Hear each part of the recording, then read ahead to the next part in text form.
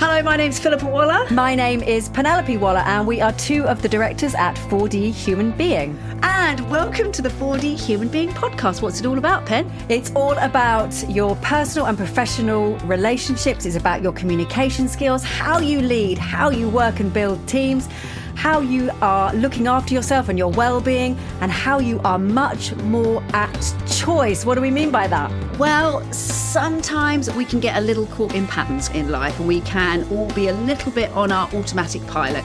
So 4D Human Being is all about helping us get back to choice and being a four-dimensional human being. And your fourth dimension, of course, is intention. So whether it's about your impact, your leadership style, your team dynamics, whether it's about your well-being, whether it's about your communication or your presentation skills, anything that involves human beings interacting with other human beings, 4D Human Being are here to help. We're going to take a deep dive and look at some tools, insights, theories that are going to help you go from a 3D human doing to a 4D human being so that you can happen to the world rather than the world simply happening to you. Happy Christmas. Happy Christmas. Cheers. That was not quite a crystal clink, no, was it wasn't it? quite a crystal clink, but we're feeling quite Christmassy, aren't we? We've had Christmas haircuts. This is a Christmas zero beero. Yeah, this is not a zero. I'm all about zero. Wino. Wino. I'm all about the zero beero. So we are coming to the end of 2024. Now, what I really want to say is what I love about you is every year we get to the end of the year and however tough it's been, however difficult the moments have been, however much it's felt like at times, the perseverance, you've had to dig deep. At the end of every year, you say, I'm really looking forward to next year. I'm really optimistic. I am. And I love that about you. And I have to say... And it's such a great energy to go, well, just drive. I think I have sort of taught myself to be like this. And I did look over the past year. I looked over the 4D calendar for the past year because we had a bit of a get-together with the team on a few days ago to sort of talk about what we'd done. And I have to say it was a pretty bonkers calendar, both on a personal and professional front. But it doesn't sort of bother me. I sort of think it's all interesting. It's all exciting. And I'm really looking forward to next year. Yeah, me too. And because of what we do, every year is different. We can definitely say that. And actually, it's the Eckhart Tolle thing, isn't it? That whether you are waiting in a queue at the checkout or putting your goods into a shopping bag and delighted that you've got through and you're leaving, it's still you. It's still you. You're there at every point. So you might as well be where you are. Yes. And not moan about it. Whatever is happening out there in the world, the two contexts in the world, the environment and other people, you still have interesting choices to make about yourself and your own growth. And I think that's why I always feel excited, because I think it's not that it doesn't matter what happens out there in the world. Of course it matters.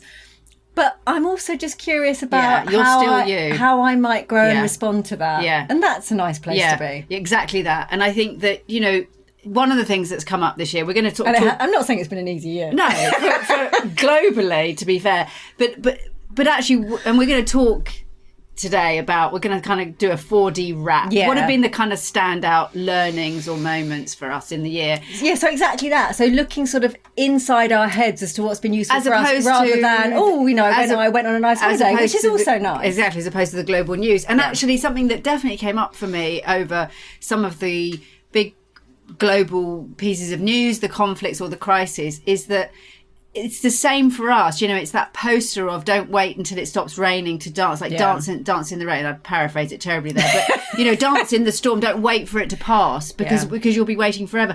I think one of the biggest things for me, and you see it in the most terrible situations of amazing young Ukrainian people playing their orchestras playing in basements during the shelling, and that we all have to hold the difficulty and the joy of life. There's a book by Francis Weller about grief, which is just such a beautiful book.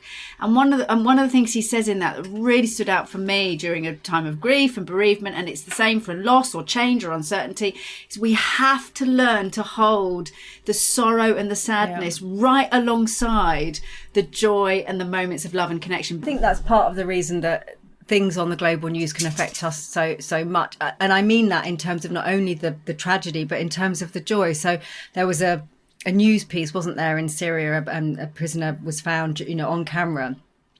And it was the fact that he was grateful and, there was no sort of angst about it. And it's that mixture of human emotions. Well, it was both, in difficult wasn't it? times. It was both. He was both traumatised and overwhelmed with freedom and joy. And that's the reality. And that's the reality of human existence. Yeah. And actually we can bring this right down to ourselves and our interactions with other people. Yeah. The difficult person that is also offering us something different or new, et cetera, et cetera. Yeah. So we're going to pick 3 things each. we're going to pick 3 things each it's been quite hard to narrow it down. That are more sort of reflections on maybe what we've experienced or had to work on through the year, or we've worked on with other people, or we've used a lot in our coaching, or learnt about ourselves. These are themes that I've definitely gone back and back to this year. Okay, so should we alternate? Yeah. Okay. You start.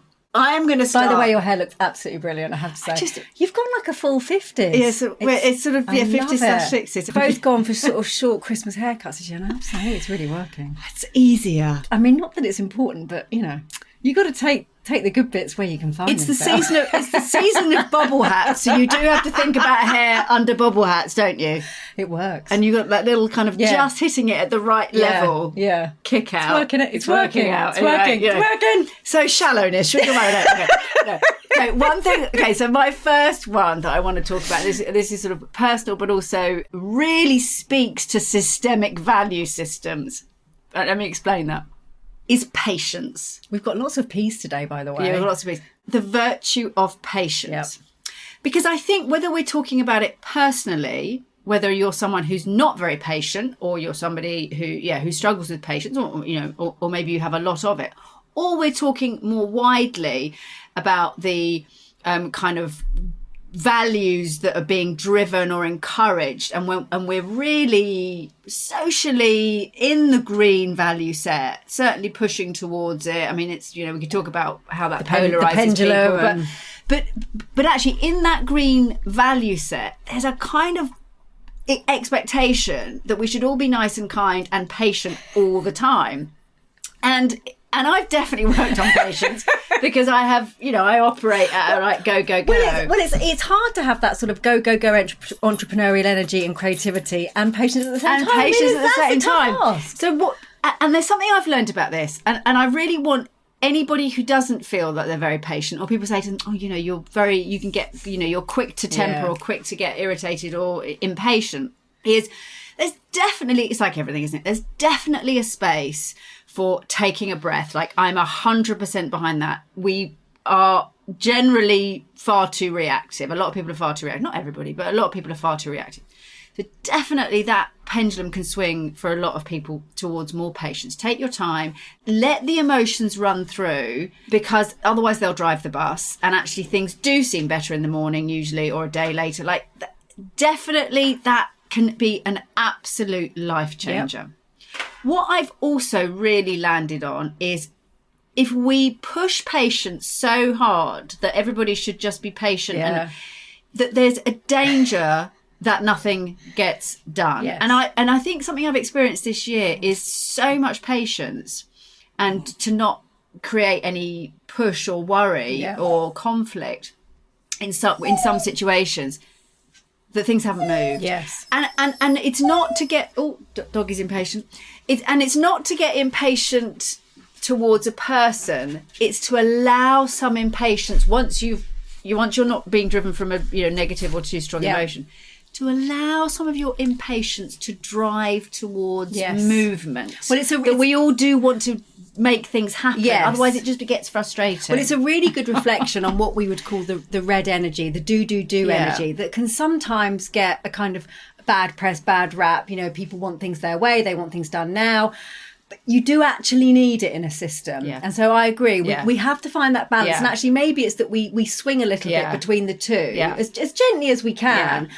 But we do absolutely need both of them. Exactly. So I think a good tip is, if you're driving on impatience 100% of the time, take a breath, find some moments. But if you find, you got to the end of the year and you're like, nothing really happened, pendulum needs to swing back a little bit. That's okay.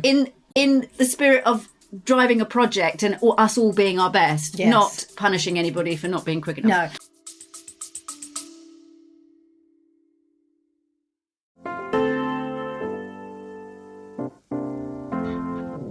A quick word from us at 4D Human Being. If you're enjoying the show, please do click follow so that you can have the 4D Human Being podcast instantly in your feed. And we'd love it if you liked and reviewed us. Let us know what you think.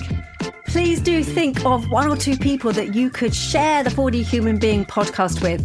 Somebody who would really benefit from the content you're listening to right now. Back to the show.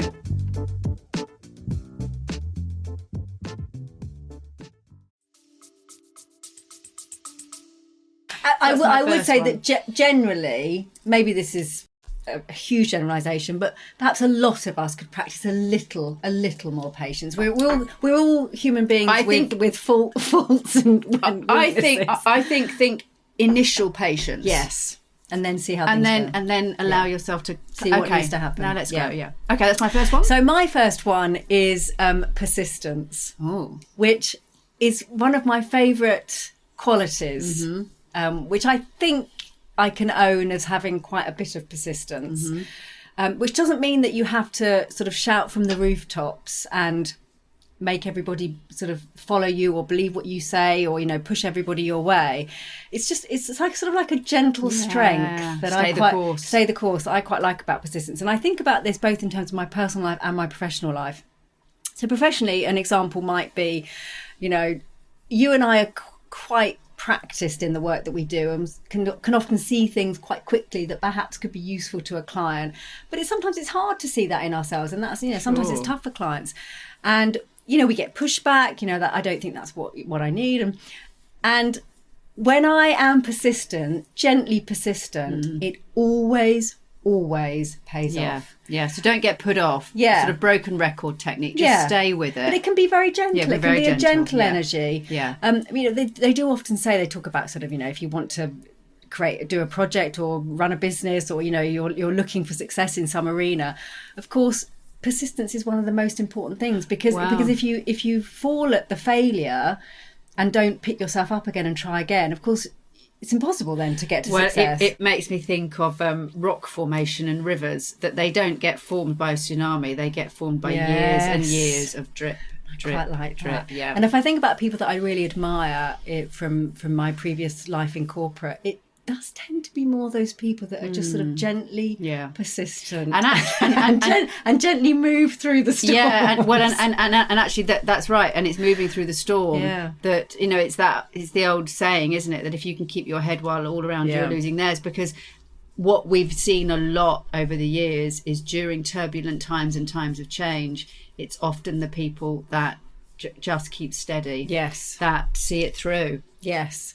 And if I added a little bonus on that, it would be, for me, that is something that I have learned to appreciate in myself. There's lots of things I'm not brilliant at, obviously. But I do try and encourage people that I work with to appreciate things about themselves. There's two analogies that come up for me. One is a tree, and that it's the roots are anchored, which means that you can bend and sway in the storm. And the other one is that idea of exactly that, to hold a thread that you can keep going on, that even though there's a lot of change around you, there's a part of you, and we would call it the intentional self, but that's that part of you that can just, my dear friend Candida just always says, steady the buffers. Steady the buffers. That's it. Take the next step. That's it. Okay, love that. My next one is wise mind. Oh, yes. So I've loved this year. So from the theory of dialectical behavioural therapy, really ties in with 4D, emotional and intellectual. In dialectical behavioural therapy, they talk about the emotional mind, the rational mind, and the wise mind. And my big takeaway from using this a lot more is so much of the time, our emotional mind is being caught up in the storm, as we've just talked about. Our rational mind is often justifying why we need to keep doing it how we've always done it, or why we there's no choice, we're stressed, and or it's self-critical. And rational mind will always come up with a reason to either criticize you or keep you stuck in the same place. Yeah. It's really sneaky. It's sort of what I would call more the ego mind.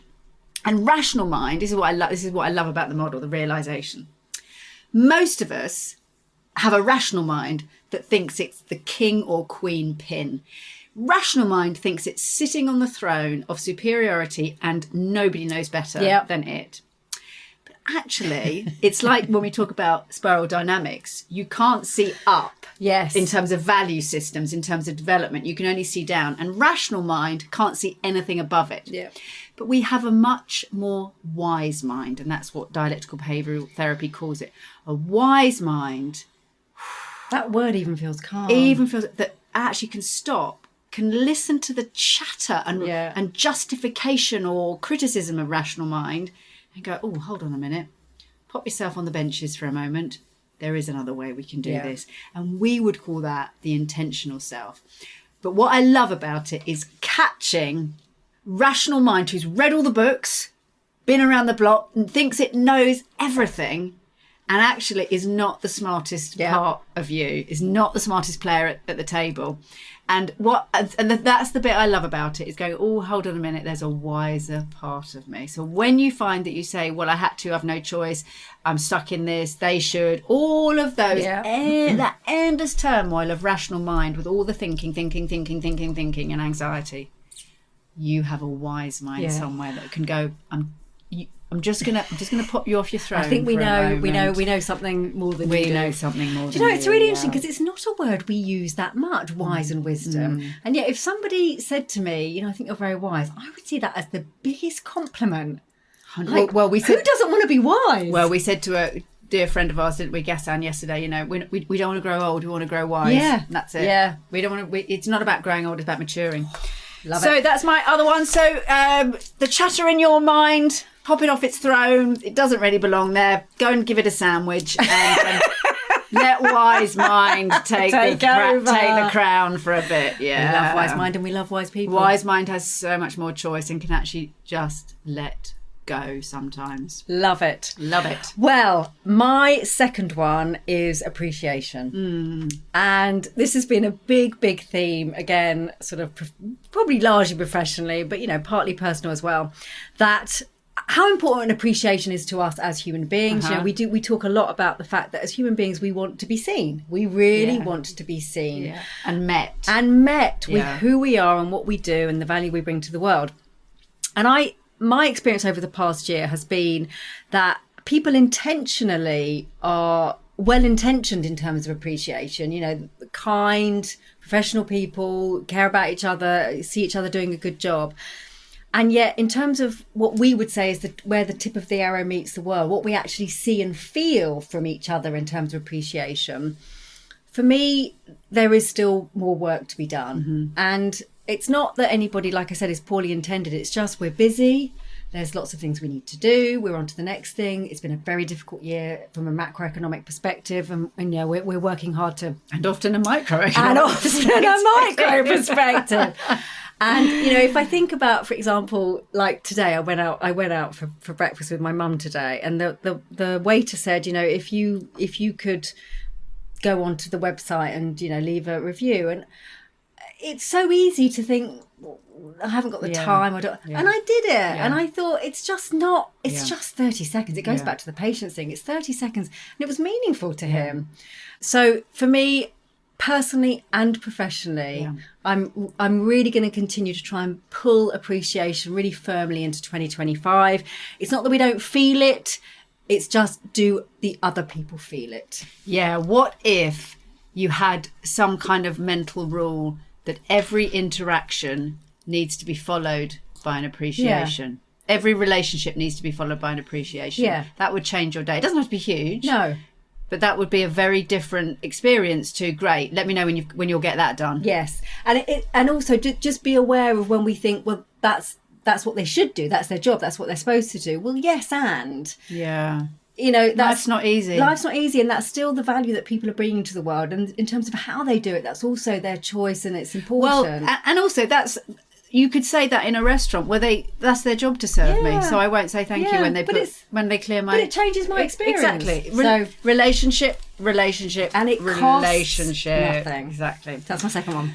Okay, my final one, which really speaks to 40 Human Being, is this year with quite a number of public faces, public roles. It struck me, probably I can say again, but really strongly this year. The days of being a leader where you can hide in a smart, important room behind an oak desk and making decisions. Just deliver the results. And just deliver the is over. Like, if there's one thing this year taught us, if you are not firstly communicating regularly, but secondly communicating relevantly and to your audience and contemporaneously, so that you are with what's happening and you are good at quickly adapting your communication, telling good stories, connecting to your audience, visioning as well, and visioning, telling people what it's going to be like, what it's going to be like, where are we going. You are missing a trick. And that's one thing that I've both loved about some of the leaders and communicators this year, and despaired about. And please, if you are in a position of power, if you're a communications assistant, director or whatever for anybody like that, and that the person that you're working with or you yourself, just do not put enough focus on the impact that you're making, the way you communicate, story visioning, that we need the vision of the future. We need the inspiration. It's no good just giving us the facts or sort of, releasing a press release. We need the people doing all the really good stuff to be communicating it, and not just to be communicating it, but to be over communicating. Totally. Communicate. So I think that is where I am this year. And I really, really do not feel like it's style over substance. It has to be both. But anybody who is not putting enough time and energy into the communicating and the quick 1 minute, totally. Well, I post it. I was listening to the Rest is Politics podcast, and of course Alistair Campbell, who was Tony Blair's comms director, was talking about Keir Starmer and saying that Keir will get so annoyed with me using the word narrative and how important narrative is. Keir is much more about getting the job done, and you're absolutely right. It is important to get the job done. But because of the world that we now live in, where people are being communicated to all of the time, if they are not hearing your message, they are hearing other people's messages. That's the danger. And so if you're doing a good job, you do need to tell people about it. And I think that's probably one of the big things that's so. I mean, it shifted a while ago, but it was so clear this year. It's no good telling people, you can trust us. We're going to go off and do a really good job. Sort of see you in a few years' time. It's no good. No. It's not how we operate now. No. We are used to. We are the communication age. It's the communication age, and we are used to this constant cycle. And it's great that we've got. If we have, good, solid leaders, you need to communicate. You need to be making 100%. A great impact. And there are some, and it's not that complex. No. There are some simple things. There are 3 things that, for example, our fabulous Prime Minister could do. Talk to how people are feeling. It's just wouldn't have to be. It's not complex. It's just putting the focus. And you do not have to change who you are. No. It's just working out how you can best communicate what you're doing. Yep. And my final thing. Yes. So this is kind of a slightly strange one to end on, but it's such a big thing for me. I think it's been important throughout my life, and it's so important now in the work that I do, which is hierarchy. And it's just come up time and time again. And I've used, transactional analysis a lot more during my sort of coaching and leadership work throughout the year, which is that parent, adult, child model of what state are you? What ego state are you in when you're behaving and responding to the world? And what are you endowing other people with? Exactly. And of course, most of us do not go through psychology lessons when we go to school. We don't really learn these things about ourselves, and we have these different parts of ourselves. And it's, apart from the fact that for me personally, it's so fascinating and interesting. It's been so useful to talk to leaders about, and teams about, that hierarchy sort of position or game playing that we have as human beings, because it can totally change how you show up and who you are in relationship with people based on their position of hierarchy. And some of those things are quite useful and some of them are not useful. And one of the reasons that I've liked it so much, apart from helping people to develop and grow and be intentional about how they show up, is that I have just noticed over and over again this year that whilst we may complain about leadership, perhaps, big corporates or governments or whatever they might be, they are human beings who, generally speaking, are trying to do their best. And in positions of hierarchy, they don't always get a lot of care, allyship. Because we expect our leaders to take care of us. And whilst that's fair enough to a certain extent, I think there's a little bit of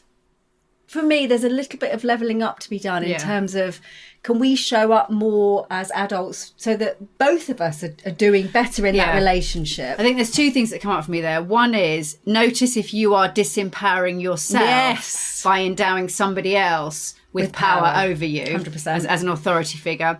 And the second thing is that we can be perfectly respectful and kind and considerate without playing the hierarchy status game, without putting somebody in a position of authority or power over us. That is not about not being respectful.